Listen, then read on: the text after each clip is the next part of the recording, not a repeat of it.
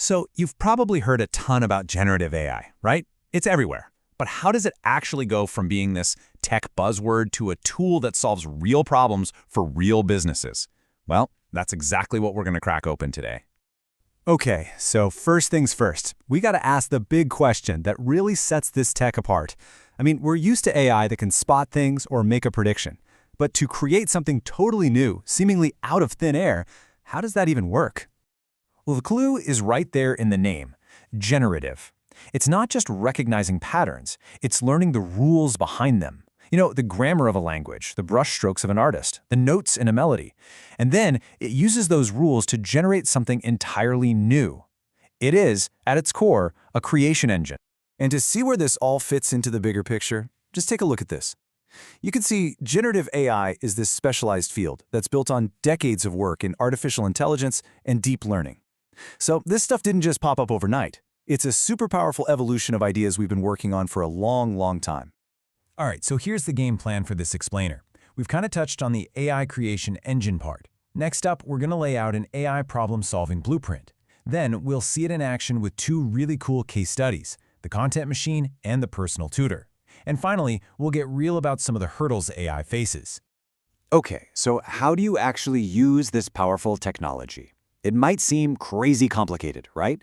But it turns out there's a repeatable blueprint, almost like a simple 4-step recipe that you can apply to pretty much any challenge. And here it is, the blueprint in 4 steps. First, you got to acquire and structure your data. Think of this as gathering all your raw ingredients, the fuel for the AI. Then step 2, you process that data. You clean it up, you refine it so the AI learns from the good stuff. Step 3 is where the magic happens. You build and tune the model. This is where the AI engine is actually created and perfected.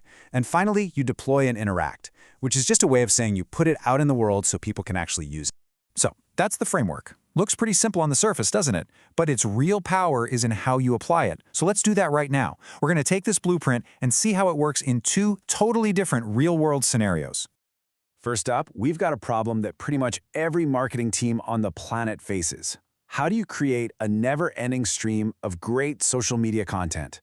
Let's see how our blueprint can build what we're calling the content machine. So here's the challenge, right? You're a huge global brand. You need fresh, engaging posts every single day across like 5 different platforms. Doing that with a team of people is, well, it's a massive, expensive job. So how can generative AI help?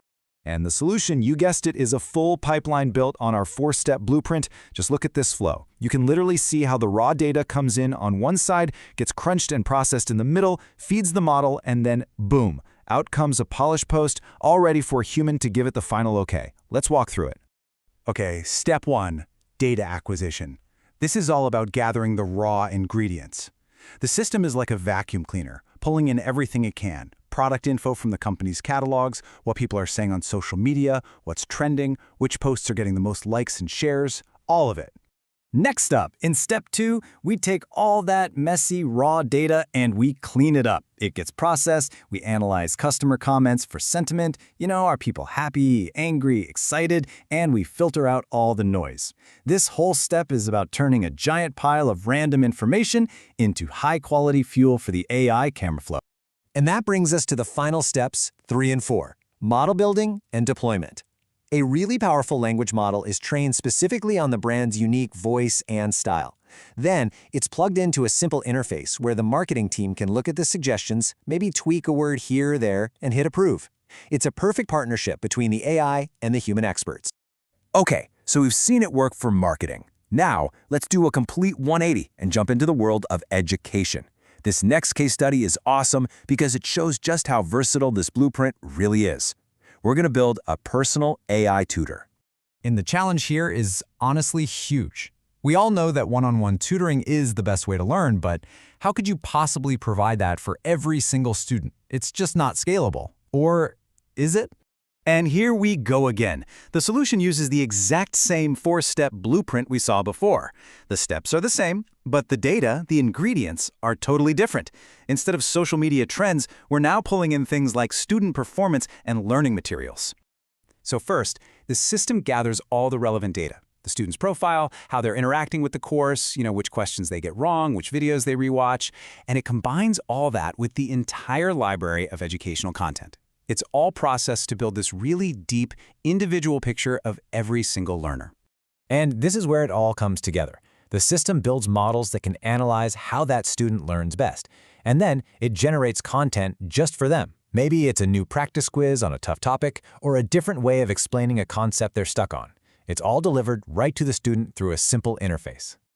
Okay, so we've seen some incredible potential here, right? But let's hit the pause button for a second and get real. This technology is not some magic wand. It comes with some pretty significant hurdles that we absolutely have to talk about. Generative AI is incredibly powerful, no doubt, but it comes with a few major challenges that we really need to keep in mind as we build with it. All right, here are the big five. First, these models don't actually understand the world. They're just amazing at pattern matching. Second, if the data they're trained on has biases, well, the AI is going to learn and even amplify those biases. Third, they can sometimes just make stuff up, stating falsehoods with total confidence. We call these hallucinations. Fourth, the whole world of copyright is a massive, unresolved question. And finally, yes, there's a real risk that this level of automation could impact jobs in some industries. So there you have it. We've looked at what this tech is, how it works, and seen a simple, repeatable 4-step blueprint that can solve problems in completely different fields, from marketing to education. The technology is here, the framework is clear, which really just leaves one last big question for you to think about. Now that you've seen the blueprint, what problem would you solve?